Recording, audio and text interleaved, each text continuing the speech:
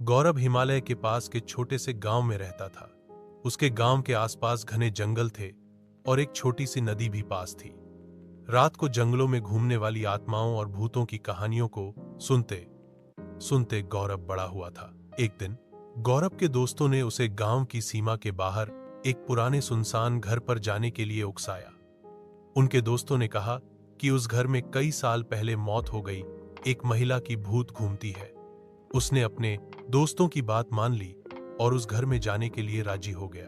जब गौरव घर के पास पहुंचा तब उसे बहुत ठंड लग रही थी। घर बिखरा हुआ था, जिसमें टूटे हुए खिड़कियां थीं और एक दरवाजा था जो खोलने पर जोर से आवाज करता था। गौरव सावधानी से दरवाजा खोला और घर में दाखिल हुआ। घर के अंदर का माहौल बाहर के जैसा भयानक था। छत से जाले लटक रहे थे और हर कदम पर कुछ न कुछ सामान बिखरा पड़ा था। अचानक गौरव को ऊपर एक आवाज सुनाई दी। उसे लगा कि आसपास कोई चल रहा है। गौरव हिम्मत करके ऊपर गया और देखा लंबी बाल वाली एक औरत सफेद साड़ी में उसके तरफ आ रही है।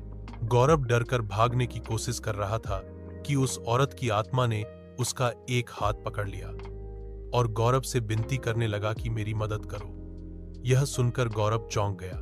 उस औरत ने कहा कि वह घरेलू हिंसा का शिकार हुई है और उसके पति ने उसकी हत्या करके इसी जंगल में दफना दिया है और तब से उसकी आत्मा इस घर में कैद हो गई है। यह सुनकर गौरव ने उस आत्मा की मदद करने का सोचा और उससे वादा किया कि वह उसे मुक्ति दिलाकर कर रहेगा। गौरव अपने दोस्तों की मदद से उस आत्मा की शरीर को ढूंढता है, जो कि उसे एक पेड़ के नीचे मिलता है।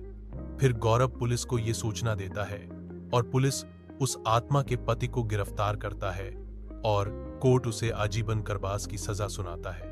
गौरव एक पंडित को लेकर उस घर में जाता है और पूजा पाठ करवाता है।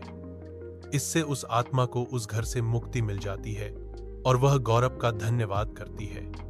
गांव वाले सभी गौरव के इस कारनामे से प्रसन्न होते हैं और उसे इनाम देते हैं। उस दिन से गौरव को भूत और आत्माओं से डर लगना बंद हो जाता है।